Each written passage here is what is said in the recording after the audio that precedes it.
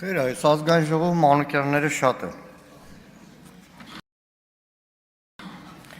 Սիրելի հայրենակիցներ, ազգային ժողովը շարունակում է ոչ լեգիտիմ մնալ։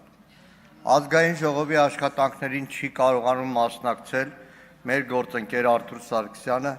որտեղ այս իշխանություններին ծառայող դատավորը շարունակում է նրան ապօրինի կալանքի տակ պահել։ Իդեպ այսօր ժամը 3-ից ստիպված եմ լքել նիստերի դահլիճը, որտեղ ժամը 3-ին Շենգավիթի նստավայրում շարունակվելու է Բաքրատ Սրբազանի և 17 արդարների գործով դատաքննությունը։ Կոչ կանեի այն պատգամավորներին, որ նախորդ գումարման խորհրդարանում լսելով դատախազի կեղծ հիմնավորումները կողմ քվեարկեցին մեր գործընկեր Արթուր Սարգսյանի անձեռնմխելիությունից զրկելու հարցի օգտին։ Կոչ կանեմ, որ գաք դատարան, այսօր էլի շարունակվելու է այդ խեղկատակությունը ու դատարանում դատախազների ներկայացած իրեղեն ապացույցների մասին լսելով հիշեք, որ ձեր նշանակած գլխավոր դատախազուհին այս ամբիոնից տևական ժամանակ ստել է։ Ձեզ բոլորիդ վախեցրել է, որ Բաքրատ Սրբազանի և մյուսների գործով հայտնաբերվել է մեծ քանակությամբ զենք զինամթերք։ Ուղղակի, որ հետո այսօր իրիկունը ամեն մեկը մի 5 րոպե մտածի, թե ինչ ձևի են ձեզ խաբել, մարդը վիրավորում է, չէ՞ որ իրան խաբում են, դուք էլ պետք է վիրավորվեք։ Ուրեմն դատախազը այստեղ եկել է, ներկայացրել է, որ մեծ քանակությամբ զենք զինամթերք են հայտնաբերել խուզարկությունների ժամանակ։ Հիմա դատարանում հատիկ հանրային մեղադրողները ներկայացնում են այդ զենք զինամթերքների փորձաքննությունը։ Չգիտեմ, այս ինչ տեսակ զենք, այսքան փամփուշտ, փորձաքննությունը հրազենա, բլա, օրինական է, գրանցված է, անօրինական մի հատ զենք չկա։ Մի վարքյան լսի, մի խանգարի ու լսի, պարոն Եղոյան։ Պարոն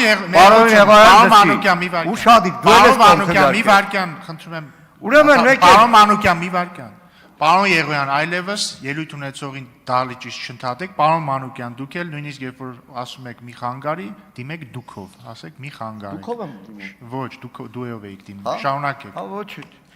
Ուրեմն մեկ էլ այդ զենքը, պայմանական այս զենքը օրինական գրանցված, պատկանում է պայմանական Գեղամ Մանուկյանին, փաստաբաններն ելում են ասում են հանրային մեղադրող, Գեղամ Մանուկյանն ով է, այս գործի հետ ինչ կապ ունի, ասում կապ չունի։ Վստահ եմ Անդրանիկ Քոչարյանը օրինական գրանցված զենք ունեք, չէ՞ պարոն Քոչարյան։ Այսինքն այդ խուզարկության շրջանակներում գային Անդրանիկ Քոչարյանի տնից օրինական գրանցված զենքերը հանեին, տանեն ու դատախազը այստեղ ասել, որ Սրբազանի գործի շրջանակներում խուզարկվել է, հայտնաբերվել է զենք։ Սա է եղել, սա է կեղծիքը, որի համար այսօր Արթուր Սարգսյանը, Բաքրատ Սրբազանը, 17 արդարները գտնվում են տարբեր սահմանաչափով կալանքների, սահմանափակումների տակ։ Գիտեք, այստեղ շատ խոսվեց քաղբանտարկյալների մասին։ Խորհրդային Միությունում կար մի հայտնի անեկդոտ։ Մեկը սպիտակ թուղթ է կպցնում, պատին միլիցիան գալիս ասում է, «Էսի չես անում», ասում է, «Թռուցիկ եմ կպցնում»։ Ասում է, «Բայց վրեն բան գրած չկա»։ Ասում է, «Մեկը բոլորը գիտեն»։ Ժողովուրդ ջան, ինչքան էլ ասենք չափորոշիչներով չի համապատասխանում քաղբանտարկյալի, բայց հո հասկանալի է, որ այն բոլոր մեր հայրենակիցները, որոնք այս տարիներին ձերբակալվել են, կալանավորել են, տևական ժամանակ անազատության մեջ են եղել, բոլորի հիմքը քաղաքական է։ Տեսեք, հիմա մոռացության ենք տվել մի հատ ահավոր դրվագ, 18 տարեկան Դավիթ Մինասյան, որը Սուրբ Աննա եկեղեցում մեծ սկանդալ սարքեցին, իբր փորձել է հարվածել վարչապետին թեին։ Դավիթին երբ որ կալանավորել են, շատեր 18 տարեկան տղա ունենք։ Դավիթին երբ որ կալանավորել են, գնացել են կալանավայր։ Ենթադրելով, որ տեսակցություն բան կա։ Մեկ էլ գիտեք ինչ պարզվավ։ Սահմանափակում էր դրվել,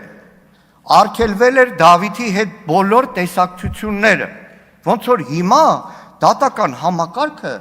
այլևս դա սարքել է սովորական բան, տեսակցությունների վրա արգել դնում են, որ նույն ազգային ժողովի պատգամավորները որևէ մեր քաղբանտարկյալ հայրենակցի չկարողանան գնալ տեսակցության։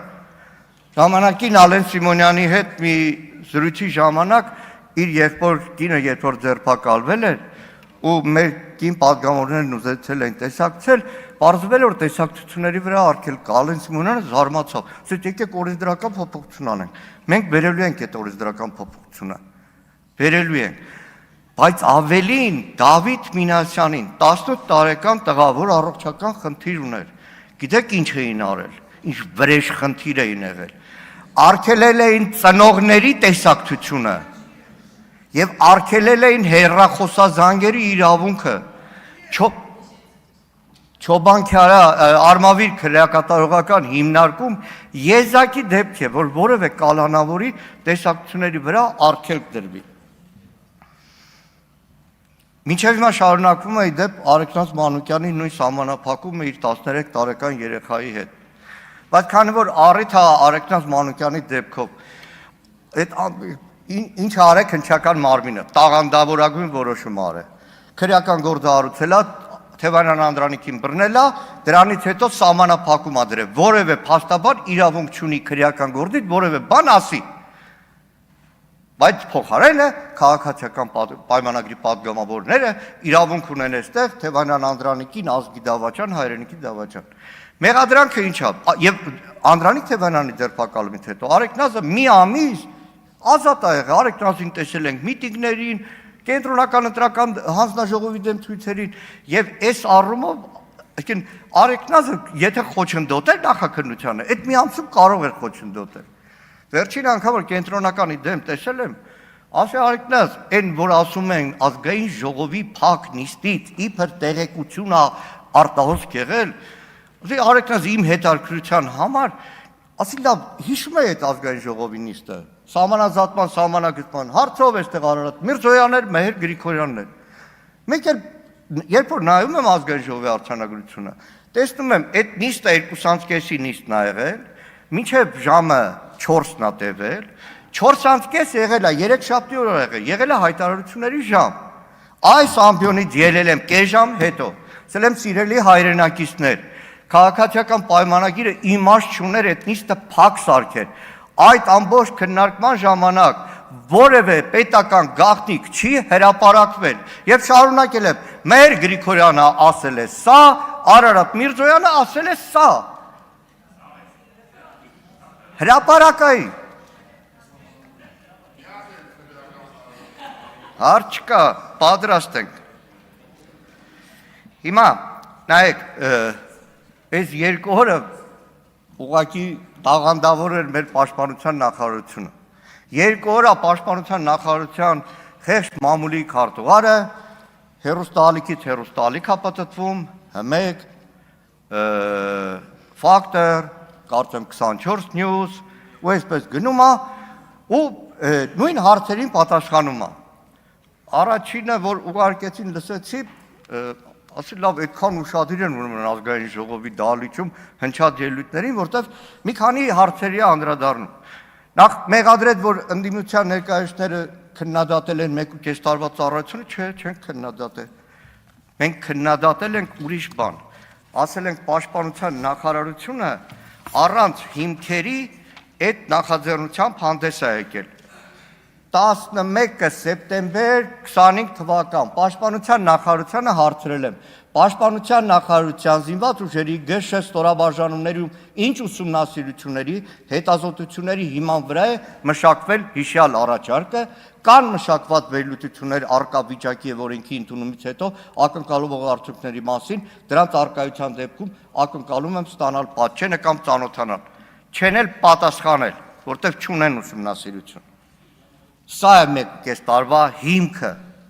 Երկրորդը պաշտպանության նախարարության ներկայացուցիչը տաղանդավորագույն բացատրություն է տալիս մեր քննադատությանը, որ կորպուսի հրամանատարը արդեն մի ամսից ավել է նշանակված չի, հատուկ նշանակության ուժերի հրամանատար նշանակված չի, արդարանում է, թե իբր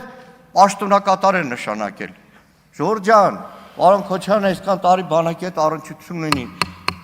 Նայեք, կորպուսի հրամանատարների փոփոխության ամենասիրուն արարողությունը մեկը մեկին դրոշ փոխանցելն է։ Ավարտեք։ Ավարտում եմ վերջին նախադասությունը։ Պարոն Հարությունյան, դուք այստեղ ազգային ժողովի падգամավոր եք բոլորի հետ հավասար։ Վարչապետի աշխատակազմի ղեկավար չեք, որ որևէ հանձնաժողովի նախագահի տեխնացուի պաշտոնից ազատի կամ չազատի։ Պարոն Մանուկյան, ավարտեք։